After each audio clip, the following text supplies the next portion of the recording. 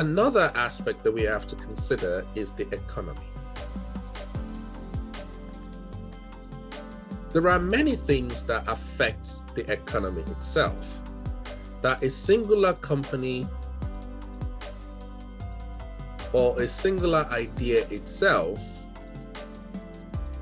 or proposal cannot affect.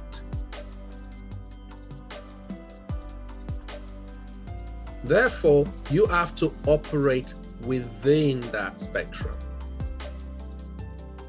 within what the economy allows. For example, your country might have a national debt level that is quite high. The strength of consumer spending might be low. At the moment, this is becoming an issue in terms of inflation that we're currently suffering across the world. As a result of that, because of the inflation, because you're not in control of it, that might actually affect the price of your product. With a growing price of raw material, fuel, how much of that cost can I actually pass on? And if the economy is in shutdown, as we saw during the pandemic, that could almost invalidate your business, especially for those businesses which are incapable of working from home.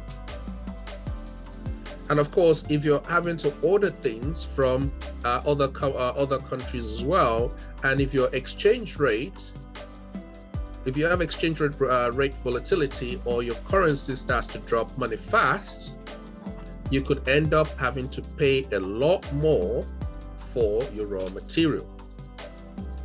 You also want to consider whether the product that you're trying to bring out is the right product to operate under this economic condition.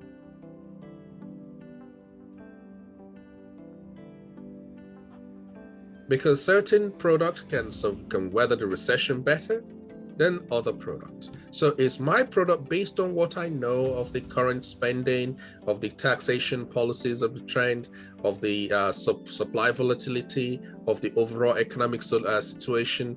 Is my idea going to work? Do they play to the strength of what I'm trying to do, or do they exacerbate the weaknesses of what I'm trying to do?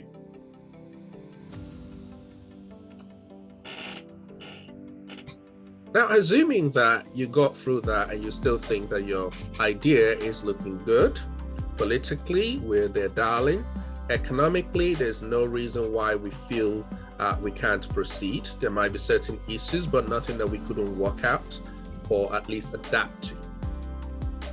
Another thing you might want to consider is the social and the cultural aspect of the idea and how people will perceive it. You want to understand what people's attitude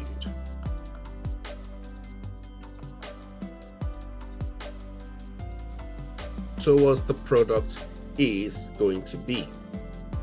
Because if your product is counterintuitive to what people expect or what people would like to see, then it really doesn't matter. You're going to have to change people's opinion 180 degrees around just to get them to like it. How will the media project your product? Is this something they're going to support? How are the law changes affecting your product? Do you need to consider what kind of role models are going to look after it? How would people's ethnicity, religion, ethical issues, digital relationship, the pandemic lifestyle trend, how is it going to affect what I'm doing? You want to make sure that your product isn't offensive to the people who are going to buy it, and it sort of plays to their expectation, or at least you can get them to like it. I can give you an example of a product some years back. I think it came from America, and it had a tag. It was basically a water bottle, a bottled water, let's say. It had the tagline, "It's got spunk."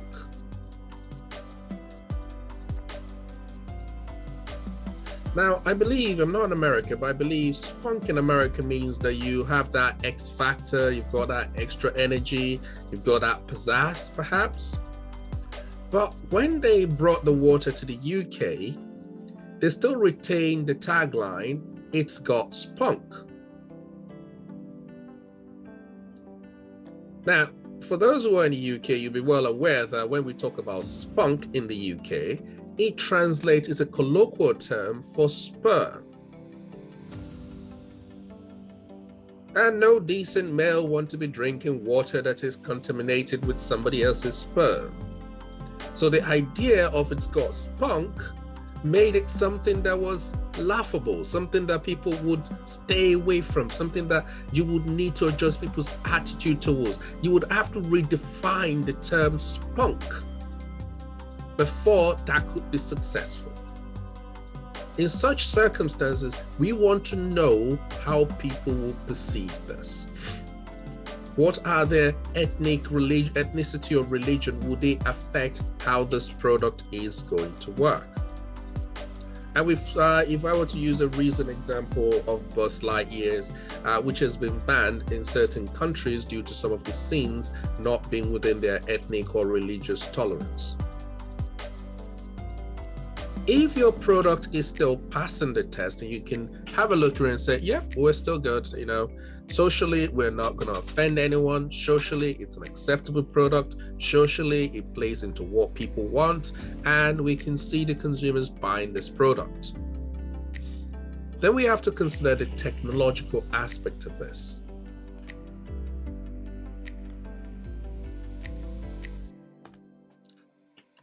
In terms of technological, you can have an idea, and the idea itself could be good, but we have to consider factors that might prevent us from being able to technically implement that idea. For example, we might have to consider the level of research funding necessary to get to the level where we're actually going to be able to build it. We might need to consider other things such as intellectual property and copyright infringement, especially if somebody has already patented that, which makes it a lot difficult for us. We have to consider global communication and technological advances, whether they're actually present. I believe some years back, there was a GoFundMe of some sort about a game which was actually called Schmuck or Spock, or I think it was Schmuck. Basically, the idea was to convert all of your Steam gamed account into a handheld device. And a lot of people actually funded it, hoping to see the device come to fruition. But after years of postponed releases, years of postponed releases, it turned out that the technology, even though they had this idea, they didn't have the technology necessary to do precisely what they promised. So we have to consider, yes, you've sold a good game, you told me all this lovely stuff. Can it be done? Do we have the resources to do it? Do we have the expertise to do it? Have we considered any intellectual property that we would have to infringe? Is it even if we can do it, is it within our right to do it? So all those questions, we want to make sure that it is a yes, or at the very least, we know how it can be a yes before we go any further into further investments. Now, once we are done with that, we now need to consider the legal part of it.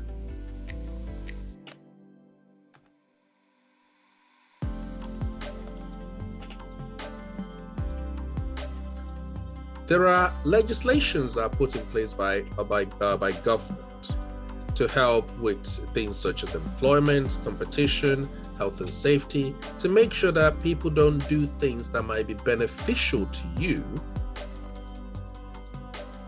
but harmful to others. So before we proceed, even if we were able to say, yes, we can build it, we have to consider all the policies, rules, regulations that are we have to comply with.